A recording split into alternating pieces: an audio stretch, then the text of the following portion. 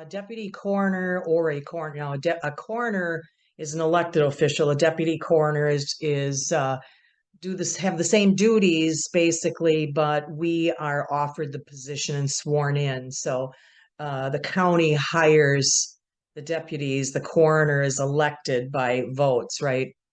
So basically, the job that I had, we would be paged out for any suspicious or um, I went totally blank. Oh my God.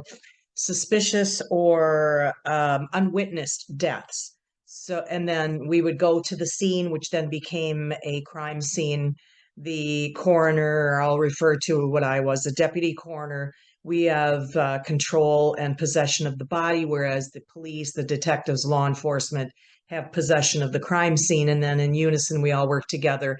The coroner pronounces the time of death. Um, draws fluids for toxicology. They determine whether there's going to be an autopsy.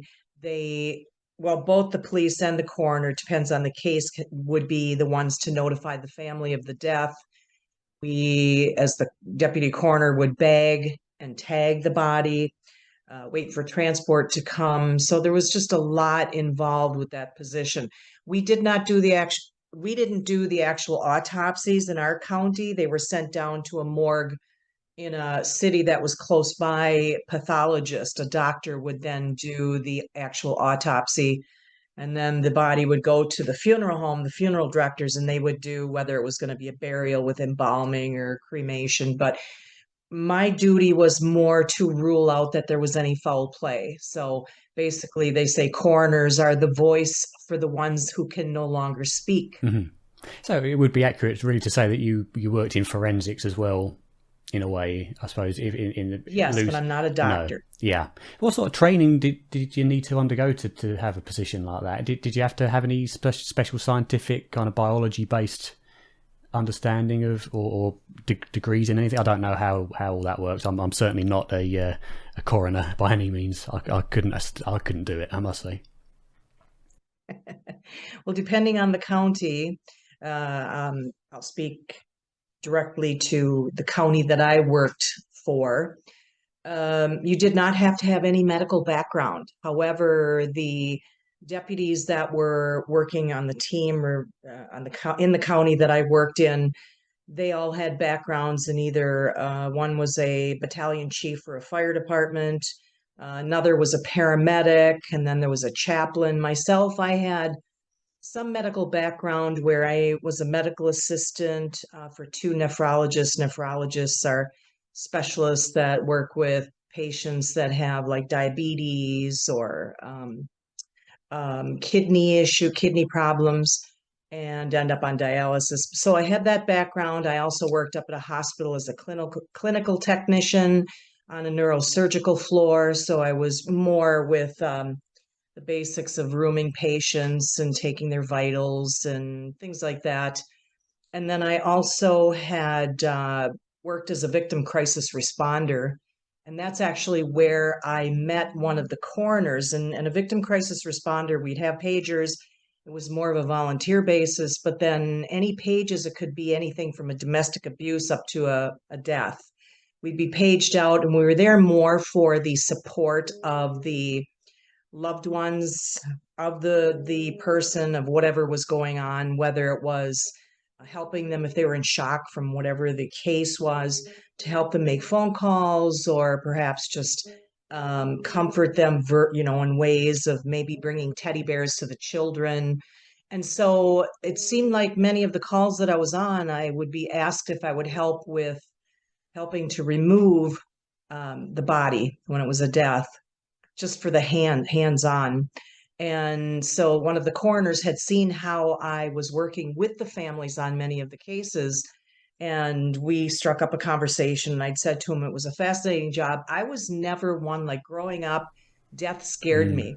I wasn't the one to seek out the scariest or the terror and horror genres of films and books and movies. I was like, death.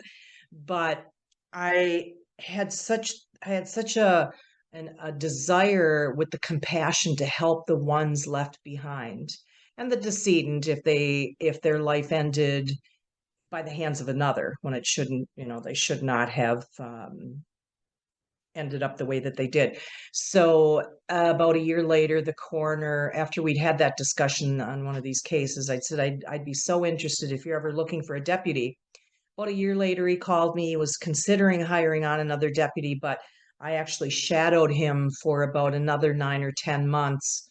And he did some training on the job. And I basically think he was testing to see if emotionally, physically, psychologically, I could handle the cases, these death cases. And then after that period of time, I was offered the position. I was sworn in. And so then I was a deputy for 8.5 years. And in that time, you developed a very strong belief in continuation of consciousness after death. So I believe. Excuse me. Yes. I was raised Catholic, and so of course that was life, death, heaven, hell, purgatory, right? But in that position, as time went on and I became more aware, I mean, you were very in tune to the environment. And when you're working with death, it is unlike any other, like you see it up on the big screen. That's different than when you're hands deep surrounded by death. And I noticed things were happening, paranormal things were happening. Apparently, a lot of what I was told, because at first it's like, well, it must be just part of the job. Let's say things, for example, like things knocking over in my home. My sons were experiencing things. I was seeing the shadow man. I saw the shadow man a couple of times. Just a lot of things that were inexplainable and a little frightening. But as time went on and things would happen on the scene, the death scene, so there were witnesses around. It wasn't that I was imagining things or losing my mind. It was getting the better of me. And as time went on, I realized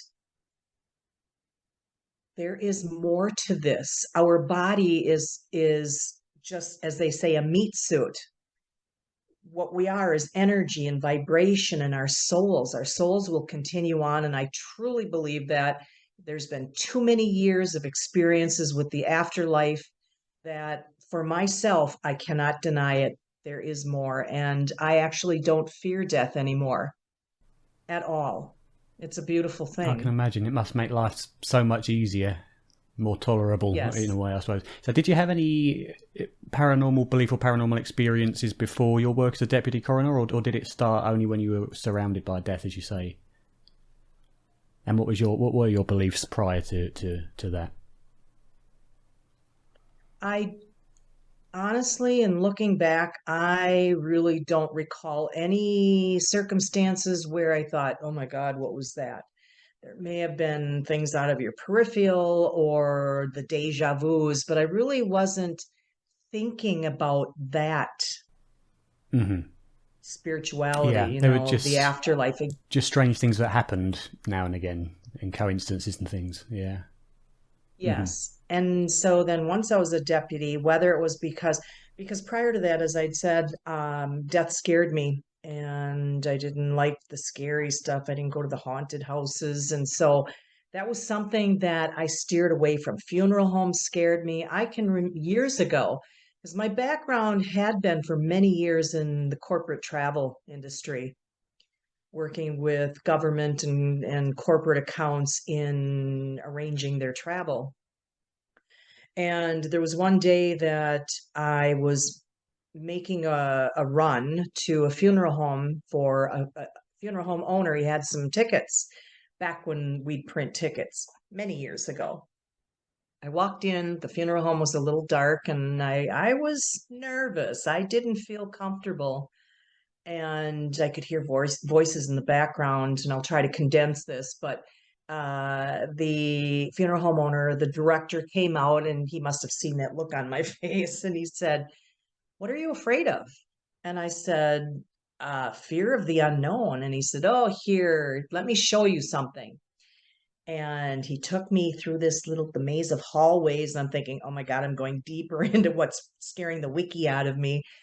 Took me into the embalming room and turned on, there was no one in there, right? And turned the embalming machine on. I could not get out of there fast enough. So when I did get through that little tour, he'd said to me, so now don't you feel better? And I said, no, I don't. I fear it more because now I can visualize what it is I'm afraid of, right? And I also worked in a funeral home when I was a deputy. Were a couple of years that I worked in a funeral home, and there were a lot of things that were going on at the funeral home. So as the years went on, I just really became very aware of there's more to this, and there's a lot going on, and it's been a very interesting and confusing, and not confusing, but overwhelming path that I've been going down for a few years. And even though I'm no longer a deputy, I was told I was like a beacon of light through people that have been connected in the spirituality, that group, the community, because I was compassionate on the scene and I was always very respectful to the decedent. They never lost their dignity, even though had passed away. Um, they were there and they noticed that, and a lot of them, because they died tragically, right? So you got homicide, suicide, car fatalities, drownings, young people, overdoses. They're not ready to die, and some of them, they're confused. And so I was that kind person on the scene, and they would follow me home. Most didn't, but many did. But it's a daily, I have things going on. And it's not just me in my home. Like, people will think she's a little, I have had friends that have come over. I have one friend that's out of state that when he's in town, he'll come over.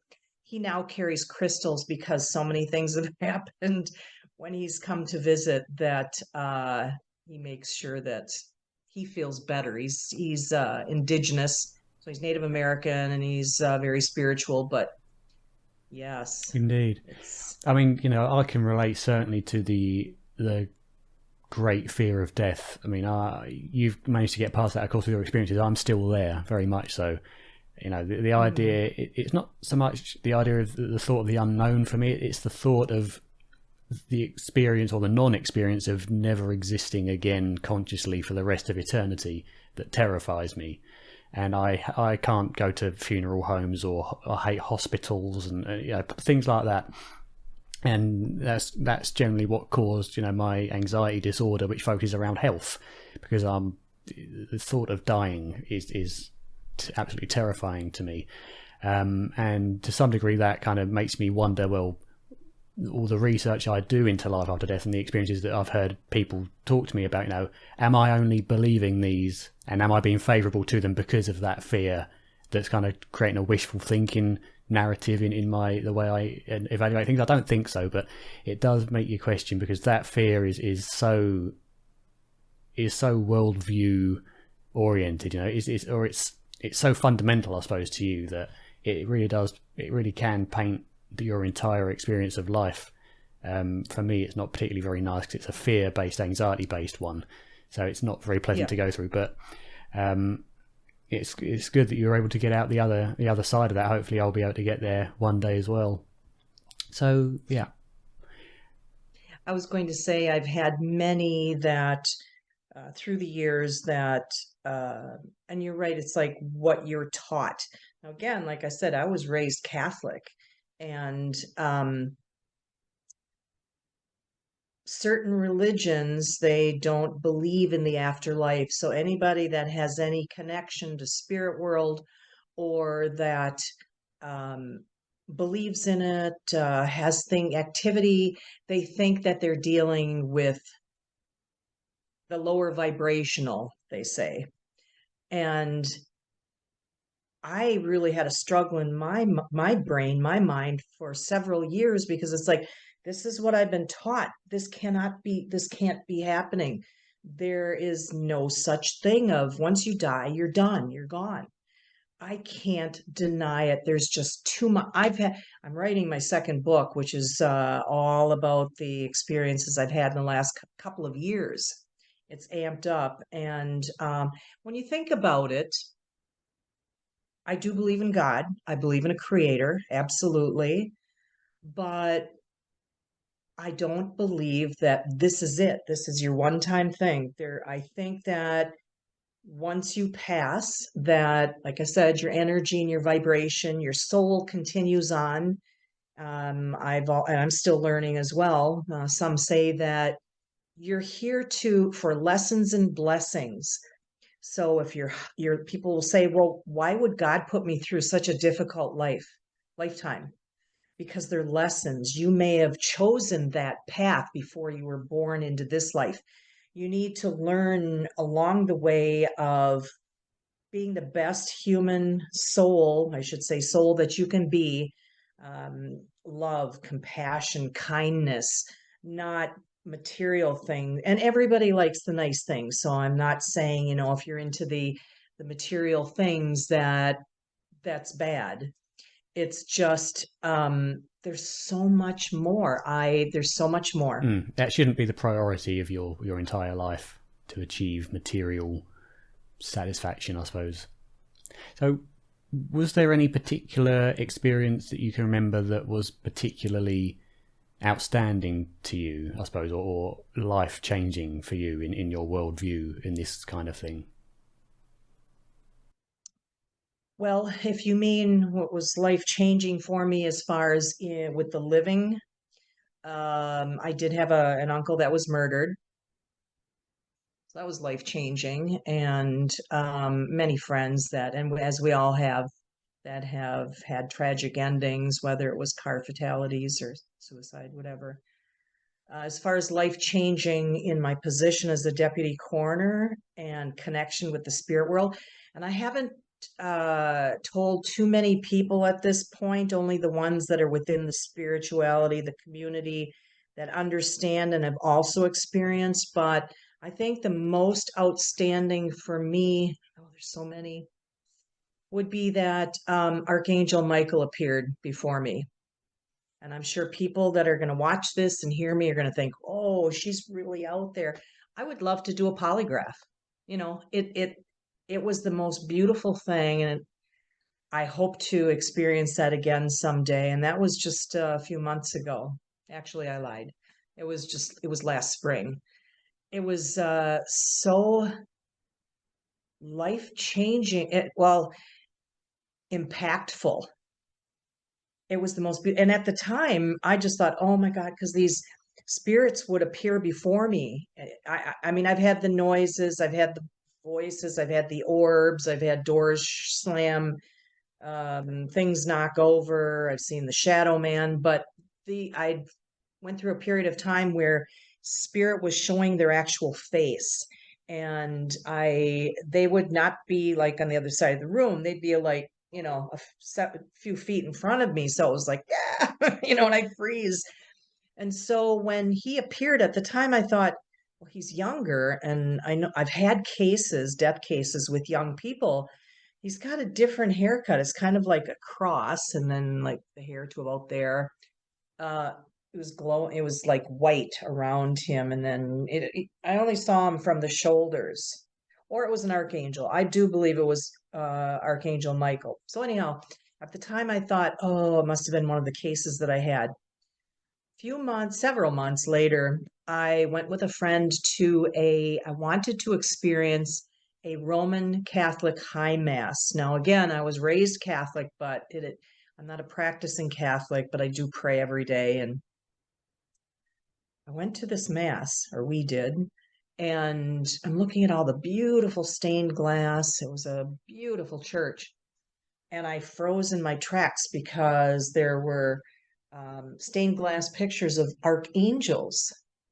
And one of them had the same hairstyle as this archangel or Michael or whomever it was that appeared above me. And I do truthfully believe that it was him. And I believe that we do all have archangels, our spirit guides, and our ancestors that are always surrounding us. If you ever get that, they say that gut feeling like, oh, I don't know, I don't feel comfortable about this. Those are your spirit guides telling you, don't do it. It's not a good idea. Don't do that plan. Think about it before you do it. Another very impactful thing that changed my life was in 2019. My father had passed away in 2016 in his sleep, so he had a peaceful death. But my mother, I pardon me? just said that's good. That's nice. Yes, yeah. My mother in 2019, now they were in their upper 80s. She started to decline. She had a disease. Without going into the medical, she ended up that she couldn't live alone. She went into the hospital, and then she moved in with me the last 6 months of her life. So I was her caregiver. Plus, she was on hospice, so hospice would come in, but I was there for her, caring for her until she took her last breath. So it was my first time. I had always been around people that were already gone, that had passed away, but I'd never experienced The someone process. actively Yeah. dying, the process. And it was emotionally overwhelming, but it was actually so beautiful. And the night before, she went into a coma.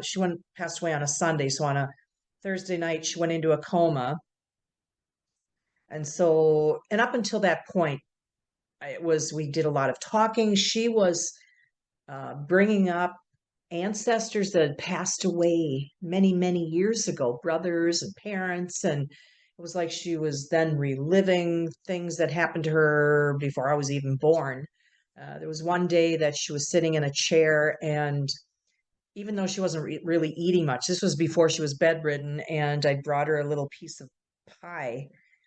And then she was kind of watching TV, more sleeping. I came back in to see how she was doing, and she hadn't touched the pie. And I'd said to her, Mom, you should try that pie. It's really good. And she said, Well, Larry wants some. Now, Larry would be her brother, my uncle that passed away.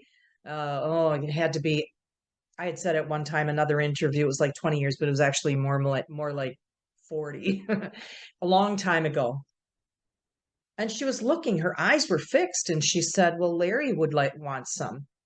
I said, of course. And I would always go along with her. And I just said, oh, of course, Uncle Larry. And I took the plate, and then cut the pie up, and then said, here you go, Uncle Larry, and set the plate down. And she was happy. I went along with that. But towards the very end, um, she went into the coma, and she was originally born and raised in Ireland. And I've been over there many, many times as a child. We spent a lot of time over there. And then as adult, I have a lot of family there. And the peat that you would burn in the fireplaces years ago, that there's that smell. I love that smell. It has so many beautiful childhood memories. But anyhow, I'm in the room with her. She's in a coma, and I was playing some Irish ballads, and just laying next to her in her hospital bed and kissing her on the cheek and talking to her. And that overwhelming scent of peat came into the room, and I knew that our ancestors were there preparing to help her transition. That morning, the next morning, the morning of her death, I painted her fingernails and her toenails. And as I'm talking to her, I said, There, now you're going to be all set for Papa, who was my dad. He passed away in 2016, and they had a love story like The Notebook. If you've ever seen the movie, they had a beautiful love. And once he was gone, life wasn't the same. I painted her toenails, her fingernails. Her breathing started slowing down. I quick called family members. My sister was able to get there on time. She sat at the side of her. I was by her head, and we talked about how Papa was waiting for her and how beautiful she was all set. And she took the most peaceful last couple of breaths, and then she was gone. But the scent of that peat, I will never forget. I will never forget that. It was comforting for me. So, and my story is not the only story. There are so many out there throughout the world that have similar stories and you'll see them on the internet. People post little videos of loved ones that when they're nearing death, they start talking about ancestors, family that have passed away, or God, creator. He's here, and they reach up to whomever they're seeing. That's right, the so-called end-of-life experience. Yeah. Yes. I mean, there are so many different phenomena surrounding death. As you say, the end-of-life experience, the near-death experience, the spiritually transformative experience, the shared death experience. There are so many that are so commonly shared and yet seem to just be discounted as delusions of a dying brain, which is something that I am more than happy to go along with for the most part. But the one thing that stops that in its tracks is when people see things that they shouldn't know about. Right. Whether, and I talk a lot about, it's called veridical perception. I talk a lot about when the brain is in a state where it shouldn't, nothing should be there, and they can see and hear things accurately going on around the room, but not even that. Sometimes they're hearing and seeing things when they're out of their body, so to speak. This is in near-death experiences where they come back, but also I believe those that kind of lead on to death inevitably, and they can see things in other rooms and other countries in some instances that turn out to be correct. And that kind of thing kind of stops the whole brain delusion, dying brain hypothesis in its tracks. And yet still it's not regarded as a genuine thing that happens. And I think it's incredibly sad, because it could be such a life-changing discovery for humanity as a whole. Mm-hmm.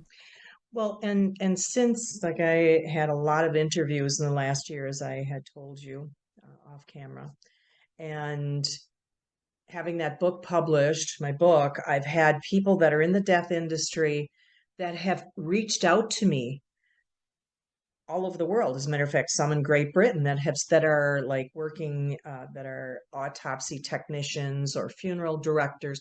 Well, even the people in the industry when I was working as a deputy that experienced the afterlife. I think a lot of people hesitated in admitting or telling people that. And I hope people like funeral directors and anyone, medical field, death, anybody in the death industry, police, law enforcement, some are going to get upset with me and not agree, but there's going to be many that would, that whether they don't want the public to feel like, oh, they're not very stable. I don't know if I want them, I'm not going to go to their funeral home, or I don't trust this officer because if he's seeing things. But I think whether it's that they don't want people to think that they're not of sound mind, or they don't want to scare people. But I don't talk about my experiences to scare people. I talk about it that because a lot of people are afraid of death. Like I said, I was afraid of death. You're afraid of death. But when you realize that there is so much more, and it can be very beautiful. And of course, there's the higher vibrations, but there's also the lower vibrations, or as some people say, the dark entities.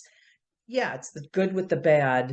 You just have to protect yourself and always be in the light and love frame of mind. Don't show fear. Speak to God and your angels to protect you. There's so much more. Now I'm curious about I get excited about it. Yeah, it's a very exciting thing. It's the most fundamental question of life. Now, where do we go? What happens? I'm interested in your experience with, as you believe, Archangel Gabriel, because when people think of angels, they will immediately think white feathered wings and halos around their heads, and usually it's the Christian version of angels. Whereas, people that have crossed over and come back in near-death experiences or other spiritually transformative experiences often talk about how effectively no religion has got it right. There are aspects that are correct, but angels and demons and things like that aren't exactly what they're believed to be. They're spiritual beings who seem to kind of show themselves in a way that would make the person that's seeing them comfortable.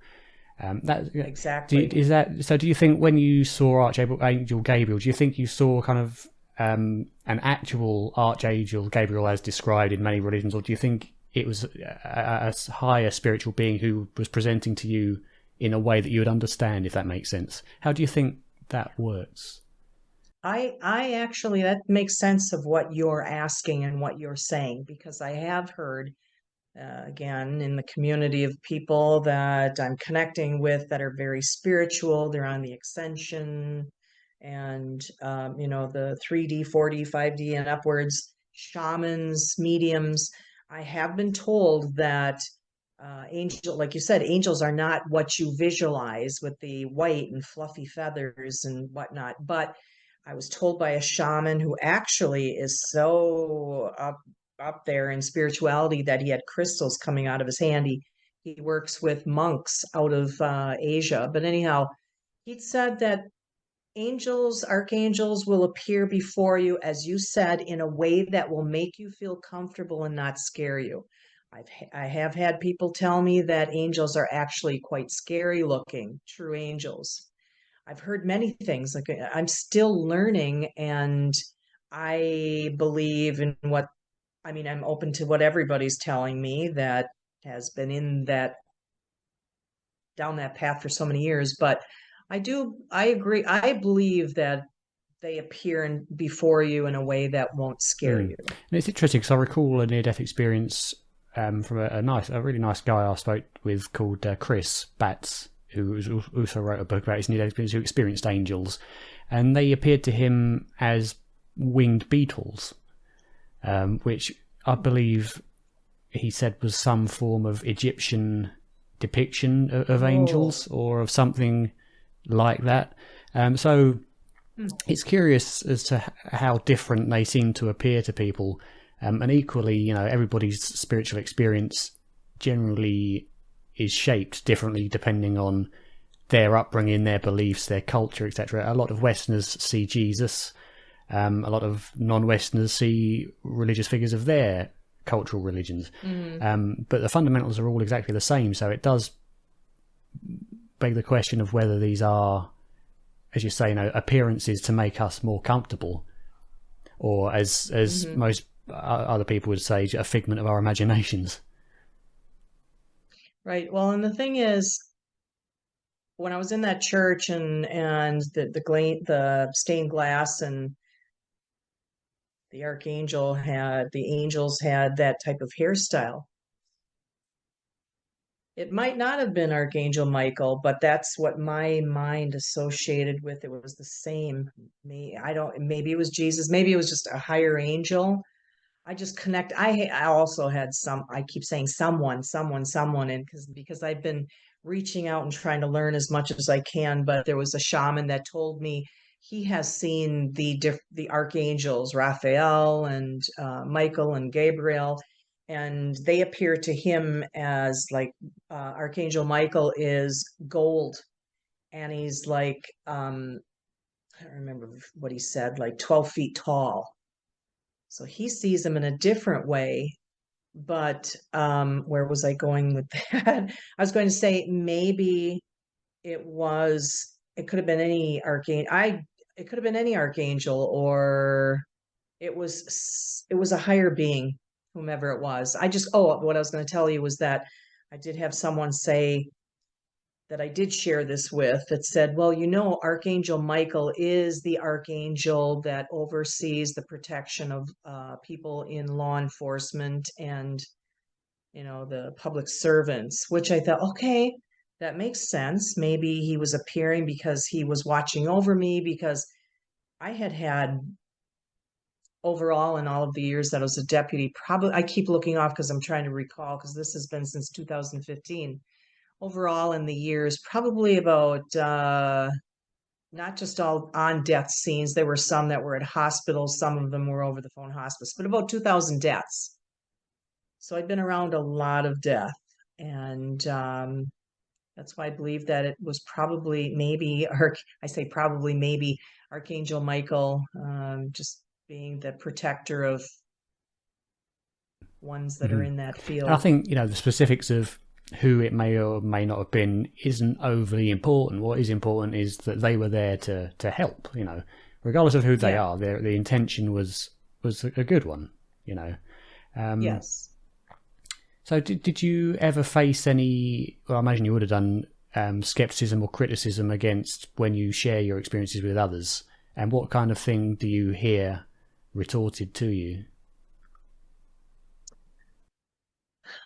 People that have judged me that don't really know me or have never been in the death industry, because of now, of course, I'm out there on different platforms of social media and my book is out there and whatnot. But ones that are very set on their own religion and they have no room for listening to others. It's like immediately I've been told that I had someone that told me that couldn't have anything to do with me because he believed that I was into the satanic realm and I was a Satanist. And I'm like, oh, no, no, no, no. I don't even say the S word. Like saying this now, I've been told that I should be able to say it. Don't show fear. Doesn't mean that you're of that. And I'm not saying anything against the ones out there that are. It's just for me, I am a believer in God and I follow God and Creator. But I've had people that have, he had said, yeah, I can't have anything to do with you. I'm sorry. I was hoping that I could try to save you, but I can't save you. And I thought, I'm talking to God every day. I talk to the archangels. I pray. I'm all about light and love.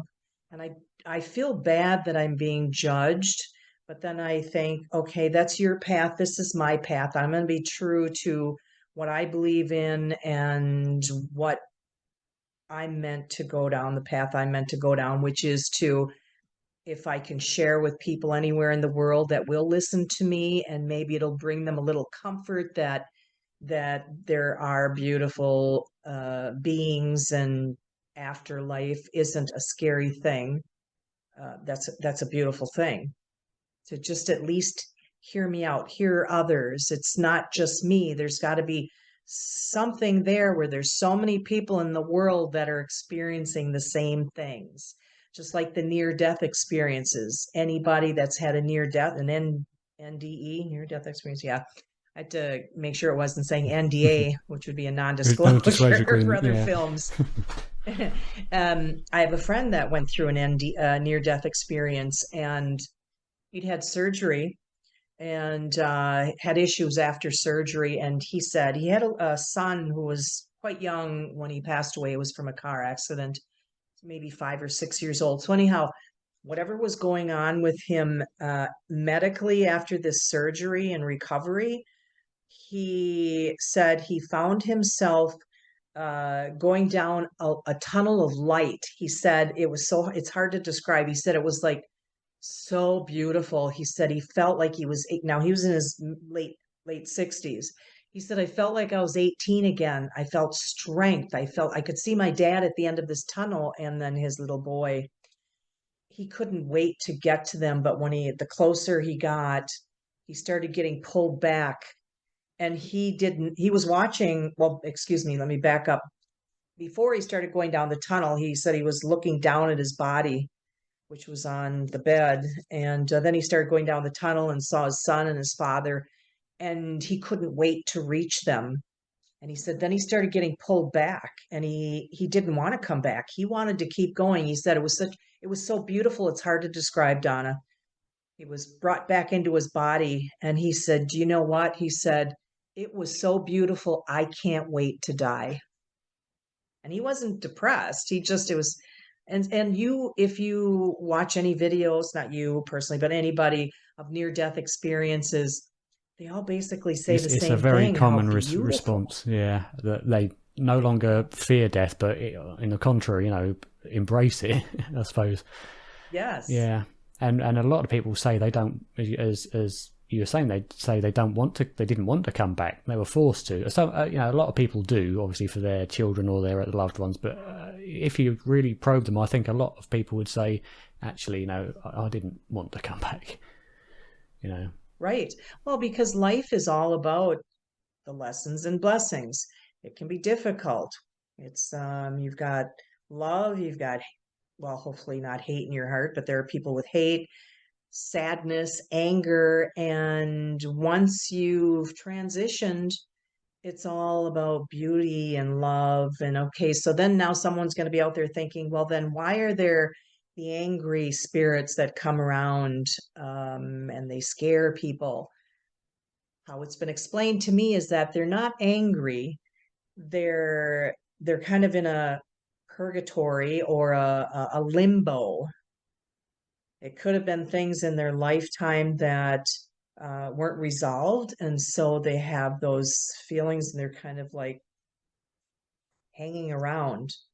But then again, you have people that say once you pass away, you can either be reincarnated into another life, right? And then your lessons and blessings, or if you've become the best that you can be as a soul on this earth and this lifetime, you don't have to come back, and you are one of the angels. So again, I'm still learning, and it's what do you believe in? Have you heard of either or? The reincarnation versus the Reincarnation, I see a lot of strong evidence for, and I think it happens. And I believe that it's a case of, as you say, learning and developing. To what end, I'm not sure, but I think there is certainly a process there. In terms of heaven and hell, I believe hell does not exist, at least as the way it's perceived to be. I believe, you will go to a certain environment that suits your state of mind at the time of your death based on the experiences you've had in life. So if you went through life a murderer and a rapist and someone who just wanted to harm people, you're gonna, because your mindset is naturally acclimatized to that way of thinking, you will therefore encounter a level with other people accustomed to that mindset. And I think it's I think religious ideas of heaven, hell, purgatory are I think we're pretty sure at this point that the idea of hell specifically was a fabricated idea as a means of controlling people a long time ago when the Romans got hold of the Bible and things like that, which was a very good idea because people aren't going to murder if they think they'll be damned for eternity. So I don't believe that at all, really. I say there are lower stages of life, but it's not eternal, it's not hellfire, I don't think. I see no evidence for that whatsoever. No. And I think that whatever comes is going to be primarily kind of mind-based. A lot of people that come out of their body in either willful out-of-body experiences or in near-death experiences kind of describe that everything's very plastic according to their thoughts. The environments change and adapt and come into existence and pop out of existence by thought. So I would imagine that the environments we experience after death are, of course, based on the level at which we are, but are a lot more malleable by our minds themselves, which could be very troublesome if you're in a negative state. But again, Yes. I think in those states, reincarnation is the process of learning where you went wrong and coming back and trying again until you learn the lessons you failed to learn, or the lessons that you need to learn in order to progress. As I say, to what end that is, and nobody on the planet knows and probably will never know. No. And the thing is, I thought through the years of trying to understand how I've ended up, not how, but now that I'm on this path, I mean, I never thought, if you'd asked me 30 years ago, you're going to be here at this age and you're going to be seeing orbs and spirit and going down this spiritual path, I would have looked at you like, really? But if, like you said, if it's the state of mind and it's for me, if there is afterlife, I can't deny it, but let's say if there wasn't, if it brings me comfort and I feel good about that, and I don't have the fear, and I have peace in my heart, and I'm good to fellow man, I think that's just as important for me. I agree. You know what I mean? There are people who argue, and I disagree with it, but people that do argue that the fact that once we die, that's it, and it's life is impermanent, that's what gives it its meaning, is the impermanence of it. And I can't get around that idea, because the argument I make is, well, okay, so the point is to make life more pleasurable for the next generations and the next generations. But ultimately, the universe is going to expand into nothing. No life will ever exist again for eternity. So ultimately, it doesn't matter whether you're a good person, an Adolf Hitler, a Mother Teresa, or whatever, because it's inconsequential, because everybody that was ever affected by it or will ever be affected by it will become nothing eventually. And I struggle to see the meaning in that. I understand the principle of it, but in practical terms, it doesn't work for me. And I think, if there is something after death, which I hope there is, and I think there's enough evidence to suggest there is, then I think that adds that is the meaning. Otherwise I don't see meaning at all. And I think life would be a rather cruel joke. I agree. And why would who was the creator? How did we all begin? How did life begin here? There's got to be more. Why you would believe that we are the only ones on this earth, and it's this one lifetime, and then that's it. And it is a difficult problem, the origin of life and the origin of the universe, because the best we've got at the moment is, of course, the Big Bang, the theory of the Big Bang, which is I can go along with that. That's the start of matter. I mean, what it was in an infinitesimal tiny speck in the universe beforehand, I don't know. But when it comes to life, you've got abiogenesis, which effectively says that life began in a primordial soup and developed and evolved over time again, no problem with it. But then you got things like consciousness, which we haven't got a clue how that could come from something that's just wet and sticky, Yes. And it's something that, because I think the question of what happens after death is often seen as a religious question, but I think that's a wrong approach. It's a scientific question, because it's relevant to every living species on the planet and anywhere else in the universe. I think it's foolish to think we're the only living species in the universe. Just the size of it is statistically almost impossible, surely.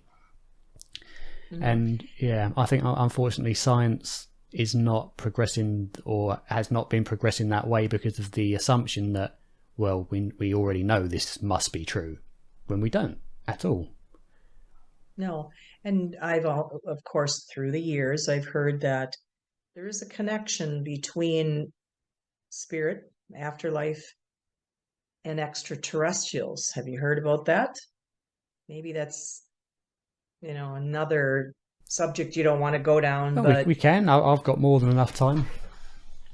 Extraterrestrials is an interesting one, because I think if there are extraterrestrials that have visited us, say on Earth, I think the laws of physics wouldn't allow it to be kind of an intergalactic or an extra galactic thing, so from other galaxies, because the distances and the time that would be required is just impossible by the laws of physics. So I think extraterrestrials, if they have come here, it would be more an interdimensionality shift rather than a space-time shift. I can much more believe that there are those who have developed technologies in parallel universes or other dimensions, other frequencies, that have been able to shift over into ours temporarily for whatever reason.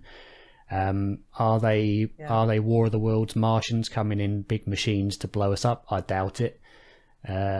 We don't know, because we haven't got the technology yet. But then you get, it's fascinating, all this UFO stuff that's been coming out recently. I don't pretend to. Yes. I don't pretend to understand it, but there will be a connection for it, because everything in the universe is connected to some degree. Absolutely, I agree. And I think the fundamental thing that connects the universe isn't matter, as modern science would say, but I think is consciousness, or something akin to consciousness, which I would consider God. Yes. And like you said, there's so much coming out. There's so much talk on the Mandela effect. What do you think about that? I'm sorry, I'm kind of asking you questions, no, and I shouldn't. Well, this is why I don't do interviews. I do discussions. It's much nicer. Did Pikachu have a black tail? everybody says yes. No, he didn't. Well, why does everyone think he did then? Did the Monopoly man have a moustache or whatever it was, or glasses, or a monocle, wasn't it? Everyone thinks yes, he did. No, he didn't. And I mean, it is very all pervasive throughout the entire species, almost as if there's a mechanism built in to have us forget or misremember certain things. And even things like deja vu, we don't have a clue what's causing that, why that happens. There are many theories, a lot of them nonsense, of course, but it's interesting to think about how they all may connect. I mean, things like deja vu and possibly Mandela effect, I'd be more inclined to believe is a brain correlate. Is a matter of the physical makeup of the brain and the way it, because I don't think the brain creates consciousness. I think it filters / interprets the world for consciousness, if that makes sense. Yes. And we use such a small portion of our brain. We've got people that do the remote viewing or the astral projection. I have friends that do that. I think it would be interesting, very interesting to try that, but I have a lot to learn on that as well. I have tried and failed many times. It's not an easy thing to do. No. Unless it comes naturally. And the same with the remote viewing. When I learned about that through one of the interviews, and I was invited to some sessions on remote viewing. Some of them had done the remote viewing for one of the Olympics, and it's like, how fascinating that your brain, that you have that capability, that power to be able to remotely view someone or something going on the other side of the world. And not just kind of allegedly so, but there is, because I'm, as you probably picked up, I like to see things from a scientific point of view, and so not from just an anecdotal point of view, but there are studies that show it happens, and that it happens in a statistically significant way. And I've spoken with probably the father of remote viewing research, Stefan Schwartz, who is he's a massive experimentalist. He gathers his views by experimentation, and he's done so many experiments on remote viewing, as well as Stanley Krippner, Russell Targ. I can't remember his partner that did a lot, but effectively these things happen, and we've shown that they happen consistently and to a statistically significant manner. And yet, for some reason, they're still touted as woo. So if we're able to do that, we do have that capability of remotely viewing our brain. We can be on another part of the world. Why can't we leave our bodies and our brain? It's so powerful. Why can't we continue on our energy? It certainly shows cells and it would certainly show that the mind or consciousness or perception doesn't need to be limited to within the walls of our skulls or from the views from behind our eyes. Right. Even things like psi phenomena, where you can affect the outcome of a randomly generated number or something like that, to show that you can have an effect on the physical world by thought and by imagination, shows that at least our consciousness can interact with the world without needing a physical medium by which to do it. Yes, which you just reminded me of, if you don't mind me sharing a case that I worked. It was she was probably in her mid to late 70s, and she had some health issues. There was a vehicle, it was late, like 1-2 o'clock in the morning, and there was a vehicle that hit a telephone pole and knocked out all of the power. I get a page because there was this elderly lady who had been on oxygen, and she lost all of her power, and she panicked. And she called 911 for assistance, and she passed away while she was in her recliner. The phone was in her lap, so there was nothing suspicious. But of course, I was paged out because it was a home death. It was unwitnessed, right? and we had to work with flashlights and it's storming, it's thundering and lightning, and it would have been the perfect scenario for a horror film. I shouldn't say horror, with all due respect to, the decedent, but um, after I did what I needed to do for the case, the examination, was waiting for the the funeral directors to arrive to transport the body. The police officers had gone out to their patrol cars. They were doing their paperwork, and I was in the house with this lady, the decedent, who they had laid on the floor because when the paramedics came to see if there was any way of reviving her, but she was already gone. And so it was just her and I don't remember the exact time, but let's just say it was like 10 after 2 in the morning. Now, from the time I had arrived and working the case, let's say it was maybe an hour and a half from that when I got there to where I was waiting for the funeral director. And I stood I was doing part of the investigation, which is to document medications, right? And I talked to her because I would talk to the decedents and I'd say, please rest in peace. And I'm so sorry that this happened to you. Which I was saying to this lady, let's say her name was Barbara. Barbara, I'm so sorry that this happened to you. I'm sure you were so frightened, but I know now that you are no longer afraid. You are surrounded by love and God and, the angels. And no sooner had I said that, but a grandfather clock chimed. Now, mind you, I'd been there for an hour and a half, and there was no clock that ever chimed. And it caught me off guard. And I looked down at my phone, and it wasn't like on the half hour, the quarter hour. And I looked over at her and I thought, she's acknowledging that she's hearing me. Her soul is still here. So then another half hour, 45 minutes goes by waiting for the directors. They finally arrived. The clock hadn't chimed again. We had her then up on the gurney, and as she was being taken out of her home, just as we were crossing over the threshold, the clock chimed one more time. And again, I felt that comfort of she's saying goodbye to her home.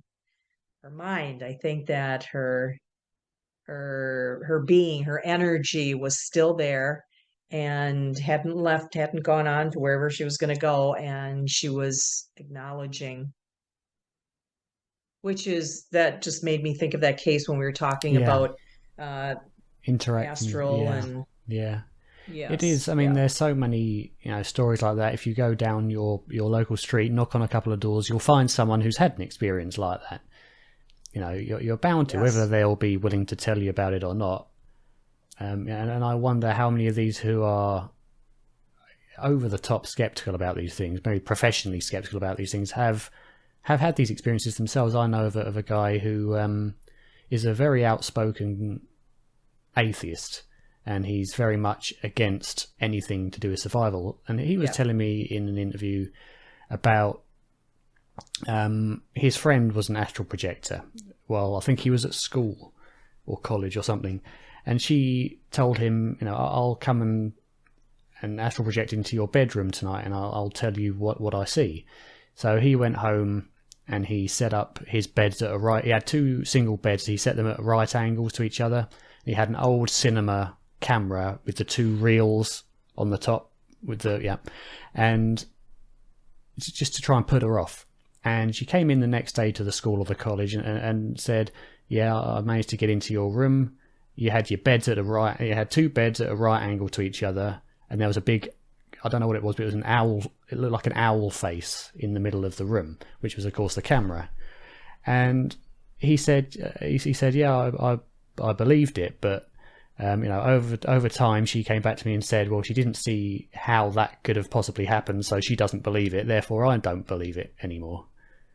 And I thought, well, how can, that doesn't make sense to me, because it happened and it happened and you've remembered it, Mm-hmm. And yet he's probably, maybe it's fear, possibly fear of the unknown, or simply he just is in such a state of, skepticism. And it's understandably so with our modern culture that tells you all this is impossible, that he just doesn't see how it could be possible. Therefore, it must have been a mistake or an illusion or a misremembered event or something like that.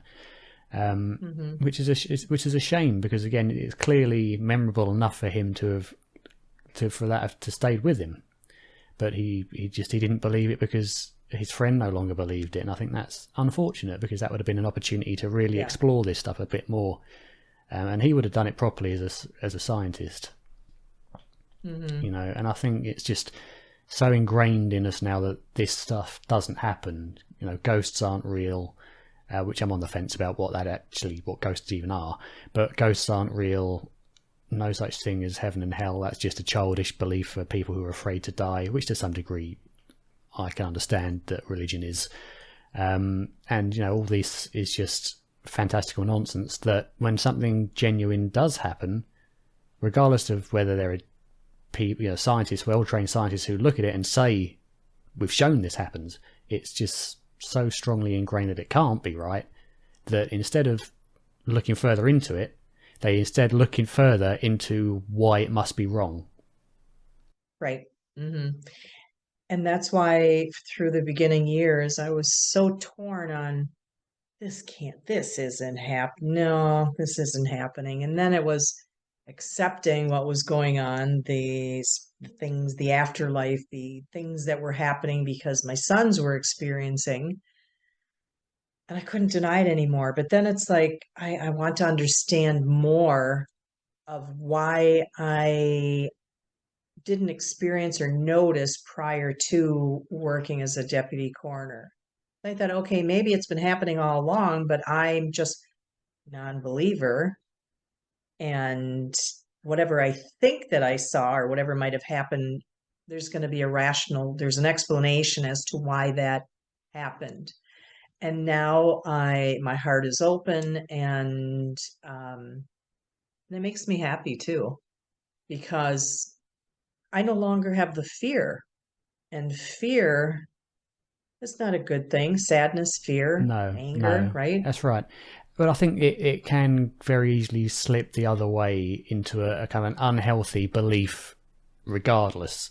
You know, for example, it can be very harmful if you believe that all mediums are genuine and that none are fraudsters. Oh, absolutely. Because the vast majority are fraudsters, cold readers, and they will take you for every penny they can get.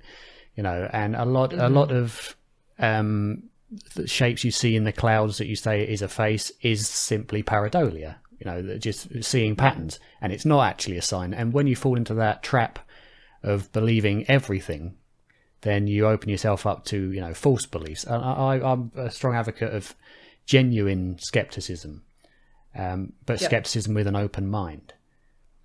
You know, because and I do absolutely agree. And if you have an experience like this, we've recently had experiences that I can't explain. My dad is one who, once you die, that's it. It's all nonsense. I don't understand why you're looking into this stuff. It's nonsense. As soon as he saw a screw unscrew itself, and he heard his bin lid fly open, it's a heavy bin lid, or you'd call it a trash can lid. As soon as he saw that, I mean, it was the screw. He saw this big radiator screw unscrew itself, he said. And as soon as he saw that, he said, I don't know, because yes, I can say, oh, well, you know, anyone can say, well, that's your story. You know, I wasn't there. But he said, but what can I do? I saw it happen. I have to live with that now. You know, I can't explain it. So what can I do? Yeah. You know, and you can always say to people who have had these experiences, having, you know, a book thrown at them from nowhere or something like that, you can always say to them, yeah, you must have been seeing things, or you must have misremembered. But that person had that happen. What are they supposed to do with that now? Because no one's going to believe them, but they know it happened. They know they didn't set any strings up. They know they didn't set any magnets up. They know they didn't edit any video. What do they do with that? And they've got to live with that now, you know. And I think, you know, genuine skepticism is a good thing, especially skepticism of one's own beliefs. And you should always look for a rational explanation before you jump to conclusions. Yeah. I mean, we even went so far as to say that maybe there was an air bubble in the water coming through the radiator that might have caused the pressure difference to cause the screw to run. But we're saying that's no way. You know, it's just the likelihood of that is so unlikely that it would be ridiculous to suggest. Well, you know. yes, and I think it's just a human reaction to try to rationalize. And I absolutely agree with you 100% about you have to be skeptical to a point. There are many that will take, if you're going to believe everything, there are people out there that are going to take advantage of the situation that you're in, your mindset. I have friends that, and you know of them, that do connect with spirit. And I know that they're authentic and genuine because number one, some of them, well, they have told me things that I didn't even know myself. I had to do research with my family in another country, for example, and then I know they're genuine, right? And I've introduced them to a select few that wanted a connection with a loved one, wanted a reading, and I would tell my friend who connects with spirit, I have someone. I wouldn't tell them if they were male, female, their name, so they couldn't look up anything. And one of my friends, he was a former LA homicide detective. He was crying. She was so accurate on and there was, she didn't even know if he was male or female. I so there are the true ones out there, and I like to surround myself in the ones that I know are authentic. I have one that I went in because things were happening here and I felt like it was lower vibrational. Again, I have been told I'm like a beacon of light to spirit world, or I was, right? And so you get all kinds of levels of vibration. And anyhow, he told me things about an uncle that was in the room with us that he was from another Australia. He had passed away, and he said William Thomas is here, and a few other things. And I said, oh, well, I have an uncle, William. And I thought, okay, well, he knows I was coming in for this reading, so he might have researched. But wait, how would he know? How would he know? He didn't know the last name. He didn't know it would be my mother's brother, which would be her maiden name, but maybe he researched. So again, I'm rationalizing, I'm being skeptical. And then I said, but I'm not sure if his middle name was Thomas. I'm going to have to ask my cousin. We went through, he helped me in what needed to be done as far as alignment and all that stuff. And so then with the time difference, I wanted to reach out to my cousin and ask her, what was Uncle Bill's middle name? Because I never knew. But first I Googled his obituary. He had passed away, like, let's say 5 years earlier. And it just had his first name and his last name. I thought, darn, I still don't want to know what his middle name is. And let me think here. It had in there, yeah, just his first and last name. So I reached out to my cousin. Oh, and he had said, I'm sorry, I keep jumping. He had said, tell Maggie I said hi. Now, my mother's name was Margaret. And I thought, okay, he could have still looked that up and seen, my name, and then it's going to show my mother's obituary, Margaret. So I thought, yeah, okay. Well, I went back to my cousin and I didn't tell her that I was asking her these questions because of this friend of mine who connects. And I asked what Uncle Bill's middle name was. And she said, well, from birth, she said, actually, he never used it. I don't think anybody really knew what his middle name was. And I said, what was it? And she said, William Thomas. My jaw dropped. And then I told her that I'd gone to this friend of mine who connects with spirit, and my uncle had been there. And I said, yeah. And then he was telling me that Uncle Bill had said to say hi to Maggie. I said, oh, Mom used to tell me that when they were kids that he would tease her. He was the older brother and he'd call her Maggie, and she hated that. And my cousin said, well, that was my mom's name too. Now, I'd never met my aunt because they had divorced and I hadn't been over to Australia. And I said, really? And she said, oh, yeah. And her name is Margaret, but Dad always called her Maggie and she hated that. So how would he ever know that? That's someone that can truly connect with spirit.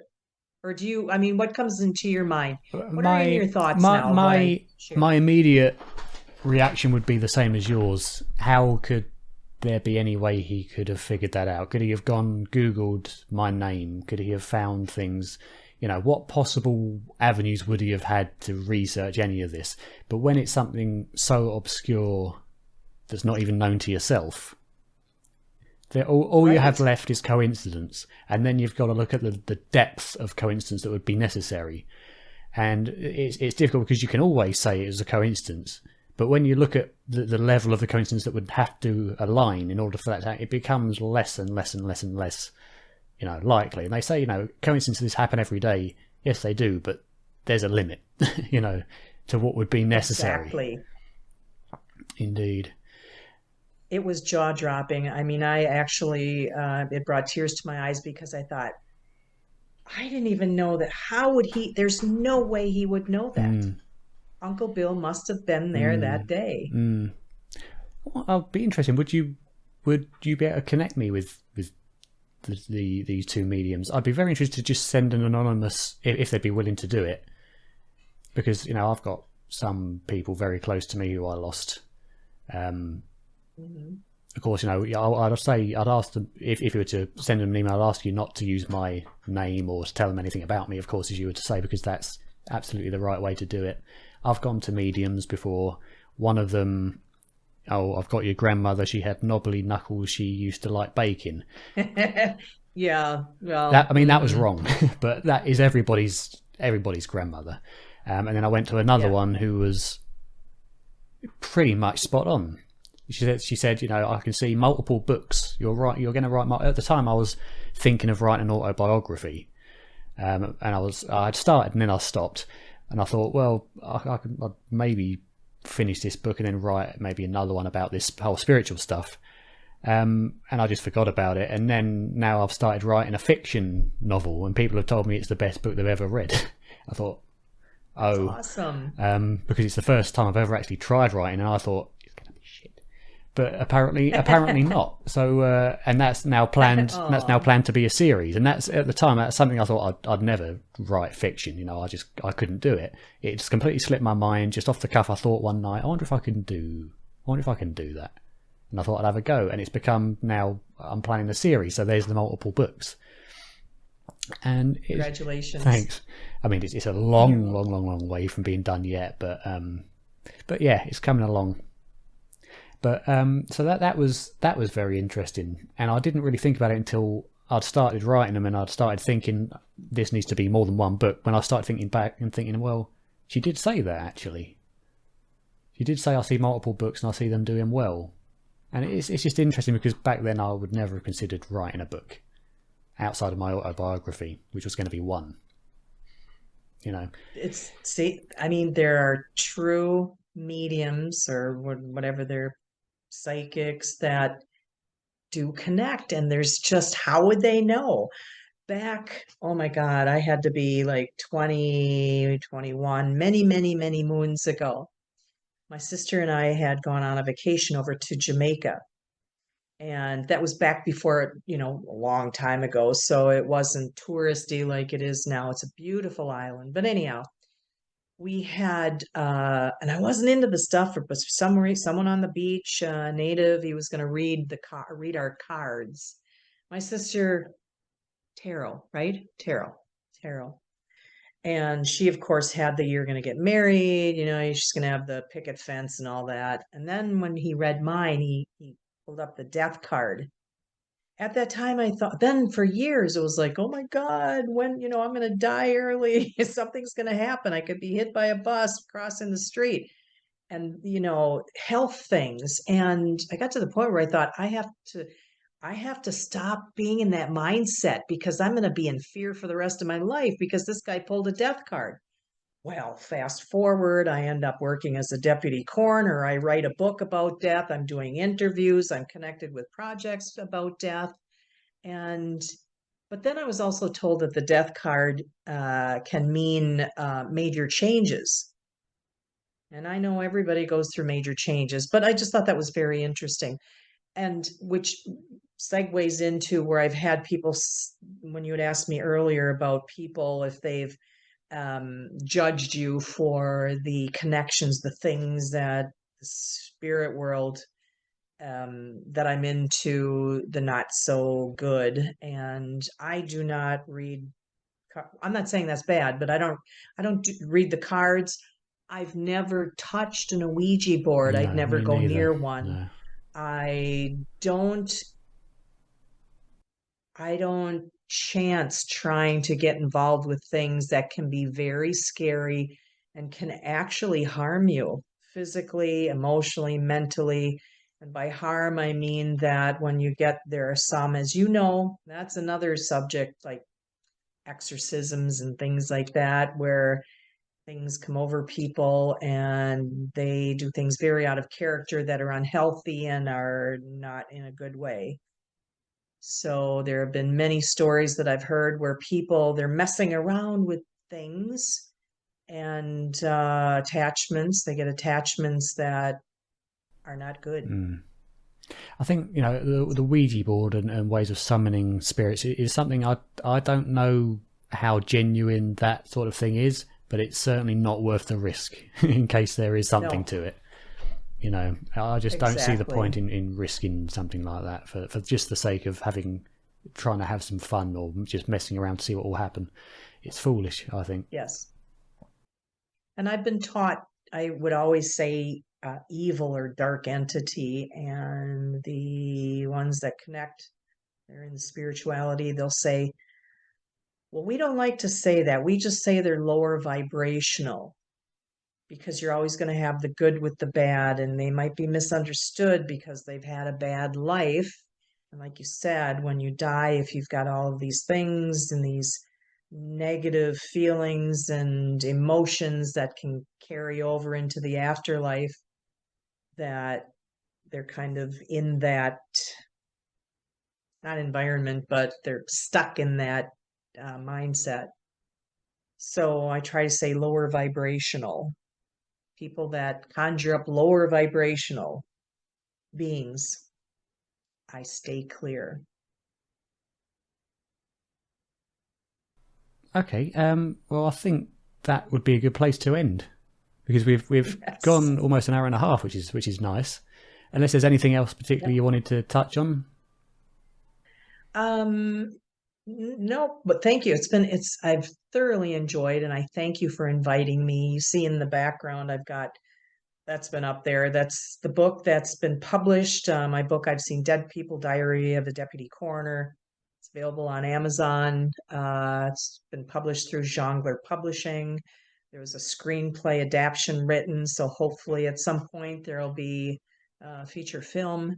And please keep an open mind, everybody. I hope that some can connect, they understand, they agree, they'll consider looking into it. They'll just be open to the fact that some of us do believe and experience. And again, I thank you.